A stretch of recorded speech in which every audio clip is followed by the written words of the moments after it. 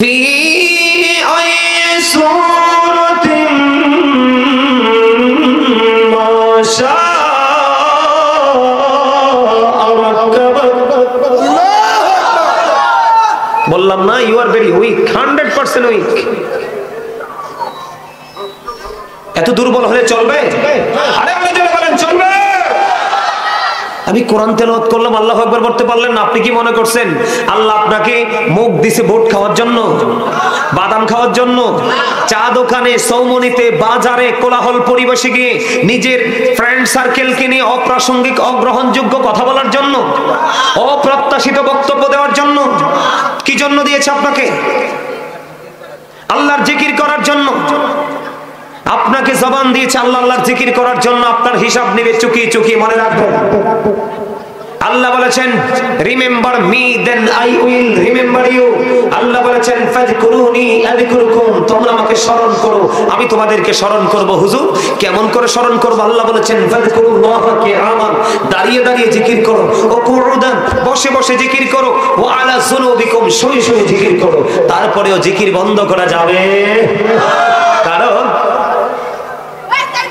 জিকিরটা কি এটাই আপনারা বুঝেন না জিকির শব্দের অর্থ হলো স্মরণ করা কি করা স্মরণ করা সুবহানাল্লাহ বল আল্লাহর জিকির আলহামদুলিল্লাহ বল আল্লাহর জিকির আল্লাহু আকবার বল আল্লাহর জিকির লা ইলাহা ইল্লাল্লাহ বল আল্লাহর জিকির কাউকে ভালো কাজের জন্য ডাকা এটাও জিকির রে কাউকে মন্দ কাজ থেকে থামিয়ে দেওয়া মন্দ কাজ থেকে বারণ করে দেওয়া এটাও জিকির তুমি নামাজে দাঁড়িয়েছো বন্ধ সেটাও জিকির নামাজ হলো আল্লাহর জিকিরের জলসা কারণ এটা একই জায়গায় দাঁড়িয়ে বসে সম্পূর্ণ করা হয় আর হজ হলো মাওলার জিকিরের জুলুস কারণ বিভিন্ন জায়গা পরিদর্শন করে সম্পূর্ণ করা হয় এই জিকির আমার নবী আপনার নবী দু জাহানের বাদশা নবী রাহমাতুল লিল আলামিন নবী তিনি বলে দিয়েছেন উম্মত এই জিকির হলো জান্নাতের বাগানের মেহমানদের জন্য জান্নাতি খাবার সুবহানাল্লাহ এটা হলো জান্নাতি খাবার আমি দরুদ পড়েছি আপনারা দরুদ ভালো করে পড়েননি ও বন্ধু আমি আপনাদেরকে বলে দেই আমার আলোচনার বিষয় কিন্তু এটা না তারপরে একটুখানি বলবো বলার পরে আমি আমার মূল আলোচনায় যাব বন্ধু আমার দিকে তাকান আশা আবারও বলছি যদি মন দিয়ে হৃদয়টাকে উজাড় করে যদি আলোচনা শুনতে পারেন আমার মনে হয় রে আজকের পরে আর কোনোদিন আপনার কোনো ওয়াজের প্রয়োজন হবে না আপনারা আমার দিকে তাকান কেউ যদি প্রাণের নবীকে ভালোবাসিয়া 80 বার যদি দরুদ পড়তে পারে প্রত্যেকটা জুমার দিনে আপনার আমার প্রাণের নবী তিনি বলে দিয়েছে আমার আল্লাহ খুশি হয়ে তার 80 বছরের সগীর গুনাহ মাফ করে দেয় মাহফিলে বসলে লাভ না লস এবার আসেন বন্ধু হাদিস শরীফ এসেছে বন্ধু দাইলাবি শরীফের মধ্যে আমার নবী আপনার নবী সরকারে মদিনা ইমামুল মুরসালিন রাহমাতাল লিল আলামিন নবী বলে দিয়েছে রে ও বন্ধু ও ছোটপাড়া পাঠানেশ্বরের ভাই আমার বাবা আমার মা আমি আমার বোনদেরকে ডেকে ডেকে বলবো গো আজকে কেউ ঘুমায়ও না জান্নাতের বাগানে বসে যাও মা বোনদেরকে বলবো ঘরে বসে বসে শোনো আমার নবীজি জানিয়ে দিয়েছেন কেউ যদি প্রতিদিন নবীকে ভালোবাসিয়া প্রতিদিন কেউ যদি নবীকে ভালোবাসিয়া 1000 বার যদি দরুদ পড়তে পারো রে আমার নবীজি জানিয়ে দিয়েছে ওই প্রেমিক জান্নাত না দেখা পর্যন্ত তার মরণ হবে না সুবহানাল্লাহ বন্ধু হাদিস কানে এসেছে দাইলাবি শরীফের মধ্যে হাদিসের রাবী হলেন হযরত আনাস রাদিয়াল্লাহু তাআলা আনহু নবীজি আরো বলেছে উম্মত পৃথিবীর বুকে তোমরা আমি নবীকে ভালোবাসিয়া যত বেশি দরুদ তোমরা পড়বে কাল হাসরের দিন আমার তত বেশি কাছাকাছি থাকবে তাহলে মাহফিলে বসতে লাভ না লস আমি আপনাদেরকে বলতে চাইছিলাম ওই সময় আলোচনাটা শেষ করি পরে বলবো জিকিরের জায়গাটা একটুখানি বললাম যেন জবানটা বন্ধ না রাখে ও বন্ধু আল্লাহকে পাইতে হলে মদিনাওয়ালার পাগলের মদিনাওয়ালার কাছে যাইতে হবে আর মদিনাওয়ালাকে রাজি করতে হলে মদিনাওয়ালার পাগল আলেমের কাছে যাইতে হবে হুজুর কোন হুজুরকে ভালোবাসলে আমার লাভ হবে কি আল্লাহ রাব্বুল আলামিন জানিয়ে দিয়েছে, ফাদখুলি ফি ইবাদি ওয়াদখুলি জান্নাতি। আমার আপনার আল্লাহ জানিয়ে দিয়েছেন, join with my dear people, come to my paradise. আমার আল্লাহ বলে দিয়েছেন, আমার প্রিয় লোকেদের সাথে যুক্ত হও আর আমার জান্নাতে চলে এসো। এই প্রিয় লোক হলো বন্ধু দুই ধরনের, এক ধরনের হলো হক্কানি আলেম, আর এক ধরনের হলো হক্কানি আল্লাহর ওলি। জোরে জোরে বলুন সুবহানাল্লাহ। এবার আসেন, আপনারা সবাই জানেন আপনারা মাহফিলে আসছেন কোথায়? সবাই জানেন আপনারা মাহফিলে এসেছেন, কিন্তু বন্ধু আমি বলবো আপনারা আল্লাহর দিকে আসছেন। কোন দিকে আসছেন? আল্লাহর দিকে রে। ও বন্ধু, হাদিস শরীফের মধ্যে এসেছে, হযরতে আবু হুরায়রা রাদিয়াল্লাহু তাআলা আনহু থেকে হাদিস গানা বর্ণিত, আমার নবী আপনার নবী দু জাহানের বাদশা নবী, তিনি বলে দিয়েছে, বান্দা আল্লাহকে যেমন মনে করে ঠিক আল্লাহ বান্দার কাছে ঠিক তেমন। ওমা সুবহানাল্লাহ বলেন না কেন? কত নেয়ামত এই কথার মধ্যে বুঝতে পারছেন আপনারা? মানে আপনি আল্লাহকে যেমন মনে করবেন, যদি আপনি মনে করেন, যেমন এক্সাম্পল, আপনি যদি মনে করেন যে আজকে আমি মাহফিলে যাচ্ছি, আমার বিশ্বাস আল্লাহ আমার জীবনের গুনাহ মাফ করে দিবে। আল্লাহ বলতেছে, হাবিব আপনি জানিয়ে দেন, আমি আল্লাহ কথা দিলাম আমি আমার বান্দার গুনাহগুলি আমি মাফ করে দিব। আল্লাহ ডেকে ডেকে বলে, হাবিব শুধু তাই নয়, এখানেই শুধু ক্ষান্ত নয় গো, আমার কোন বান্দা যখন আল্লাহর কোন বান্দা যখন আল্লাহর জিকির করার জন্য আল্লাহর দিকে যখন এক বিঘা পরিমাণে গিয়ে যায়, আল্লাহ বলেছে, হাবিব আপনি জানিয়ে দেন, আমি আল্লাহ কথা দিলাম গো, আমার বান্দা যখন আমি আল্লাহর দিকে জিকির করার জন্য এক বিঘা পরিমাণ যখন এগিয়ে আসে গো, আমি আল্লাহ তার দিকে এক গজ পরিমাণ এগিয়ে আসি। জোরে জোরে বলেন না সুবহানাল্লাহ। আমার কথা কি আপনারা স্পষ্ট বোঝেন? তার মানে আজকে আপনারা যারা হৃদয় থেকে ভালোবাসা নিয়ে আজকে মাহফিলে বসেছেন বন্ধু, আপনি এগিয়েছেন জিকিরের জলসার দিকে এক বিঘা পরিমাণ, আল্লাহ হাদিস শরীফ দ্বারা প্রমাণিত, আল্লাহ আপনার দিকে এগিয়ে এসেছে এক গজ পরিমাণ। জোরে জোরে কান্না সুবহানাল্লাহ। ওরে পাঠানিসারের মানুষ, আমার ভাই আমার বাবা গো, আমি তোমাদের পায়ে ধরে বলছি গো, কেউ ঘরে থেকো না, চলে আসো আজকের এই জান্নাতের বাগানে। এই জান্নাতের বাগানে কি পরিমাণ প্রেম আছে রে, কি পরিমাণ রহমান আছে, রহমত কি পরিমাণ আছে রে, আলোচনা না শোনা পর্যন্ত তোমরা বন্ধু বুঝতে পারবে না হাদিস শরীফটা কত প্রেমময় কত মধুময়। তোমরা দেখো আল্লাহ বান্দার জিকির করেওয়ালা বান্দার কত কাছে থাকে রে আল্লাহ, এটা বন্ধু তোমরা আলোচনা না শুনলে বুঝতে পারবে না। আমার নবীকে আমার আল্লাহ জানিয়ে দিলেন, হাবিব আপনি জানিয়ে দেন, আমার বান্দা যখন আমার দিকে জিকির করার জন্য যখন এক বিঘা পরিমাণে গিয়ে আসে, আমি আল্লাহ কথা দিলাম গো, আমি আমার ওই বান্দার দিকে এক গজ পরিমাণে গিয়ে আসি।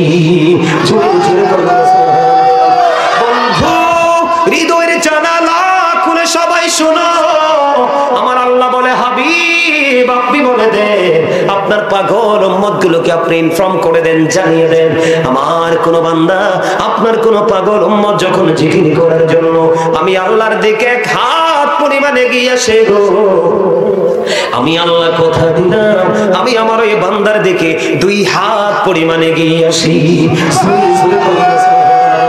ওরে পাঠানিসারের মানুষ, হৃদয় খুলে শোনো রে, আমার আল্লাহ জানিয়ে দিয়েছেন, হাবিব আপনি আরো জানিয়ে দেন, আমার বান্দাগুলো যখন আমার জিকিরের জলসার দিকে হেঁটে হেঁটে আসে, কি করে আসে?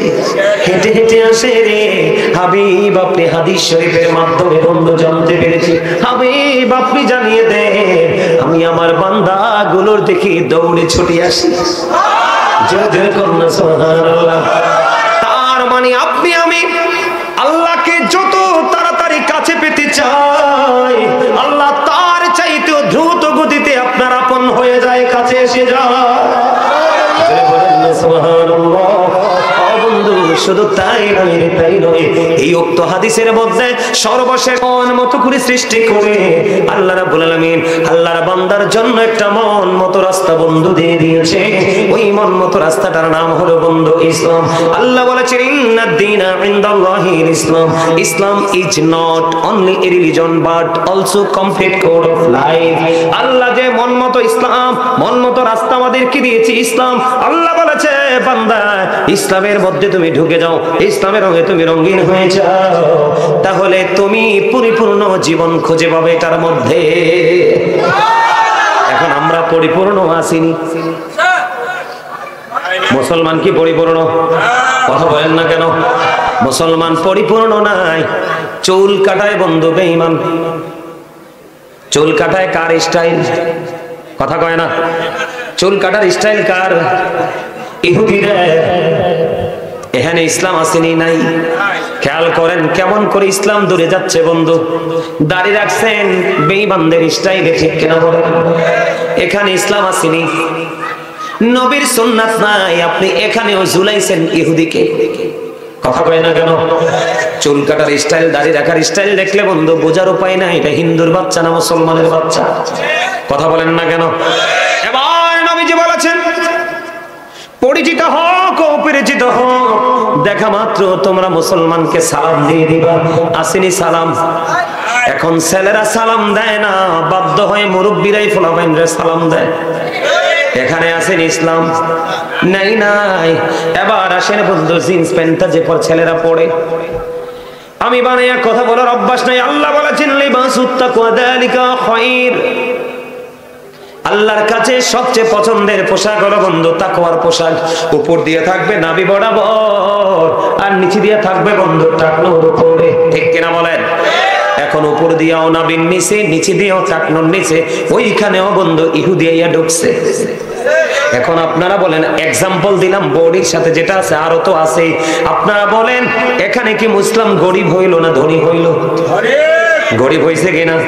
যখন ইসলাম বন্ধু আবির্ভূত হয়েছিল, যখন ইসলামের আবির্ভাব হয়েছিল পৃথিবীতে, তখন বন্ধু ইসলাম গরিব ছিল। এখন আবার বন্ধু ধীরে ধীরে ইসলাম গরিব হয়ে যাচ্ছে। ইসলাম যত গরিব হবে রে, মুসলমানদের অবনতি ততই বেশি হতে থাকবে। কথা কন না কেন? মুসলমান কি সুখী আছে? ঘরে ঘরে উপযুক্ত ছেলে, চাকরিও নাই, বিয়াও নাই। ঘরে ঘরে উপযুক্ত মেয়ে বিয়ে দিতে পারে না, ঠিক কিনা বলেন? আর সবচেয়ে বড় সমস্যা হলো, বড় হোক ছোট হোক মাঝারি হোক, অসুখের কোনো শেষ নাই। কথা বলেন না কেন? এই যে সমস্যা, এটার জন্য বন্ধু দায়ী আমরা। এই যে দায়ী হতে হতে হতে হতে আমরা কবর পর্যন্ত যাব, ঠিক কিনা বলেন? কবর পর্যন্ত যাব রে। এই কবরের অবস্থা কেমন হবে বন্ধু একটু জানার দরকার আছে না নাই? আমি আজকে আপনাদেরকে কবর এবং হাসর নিয়ে একটু আলোচনা শোনাবো। এর আগে আমি আপনাদেরকে আবারও বলবো, দুরূদ এবং জিকিরের মজা বুঝছেন নি? কথা কয় না কেন? বুঝছেন না? সংক্ষিপ্ত করে বললাম, আপনারা বুঝেন নাই। বন্ধুরে আমার, এটা এত মজার জিনিস এই জান্নাতের বাগানটা। আপনি আসছেন হাইটা, আল্লাহ আপনার কাছে আসছে দৌড়ে। তার মানে আপনি যত তাড়াতাড়ি আল্লাহকে পেতে চান, আল্লাহ তারও আগে আগে আপনার আপন হয়ে যায়। বলে হুজুর তার প্রমাণ, আপনি আল্লাহর কাছে চাইতে দেরি, আল্লাহ আপনার জন্য বরাদ্দ দিতে দেরি করবে না। কার কথা? এটা নবীজির কথা, হাদিস শরীফ। এই যে এতক্ষণ বললাম জিকির, এটা হাদিস। কি আল্লাহ রাব্বুল আলামিন কোরআনে বলেছে, ইয়া আইয়ুহাল্লাযীনা আমানু যিকুরুল্লাহা যিকরান কাসীরা ওয়া সাব্বিহুহু বুকরাতান ওয়া আসীরা। আল্লাহ ঈমানদারদেরকে ডেকে বলেছেন, তোমরা বেশি বেশি করে আল্লাহর জিকির করো, সকাল টু সন্ধ্যা আল্লাহর পবিত্রতা ঘোষণা করো। জোরে জোরে বলুন সুবহানাল্লাহ। এখন আমরা সকাল বিকাল করিনি জিকির? করি না। জিকির করব কোন সময়? দুনিয়ার ফিকির কইরে এটা তুল কুল পাই না। কথা কম না কেন? এখন দুনিয়া কি আপনার জন্য নিয়ামত না কিয়ামত? সূরা আলে ইমরানের 185 নম্বর আয়াতের শেষ অংশে আল্লাহ রাব্বুল আলামিন বলে দিয়েছেন, ওয়ামাল হায়াতুদ দুনিয়া ইল্লা মাতাউল গুরুর। এই দুনিয়ার জীবনটা একটা ধোঁকা ছাড়া কিছুই না। বলছে কে? এখন আপনি তো দুনিয়া পাইয়া আজকে আপনার চোখে এতই ঘুম, এত সুন্দর জান্নাতের বাগান তুই আপনি বাড়িতে চলে গেলেন। হযরত আলী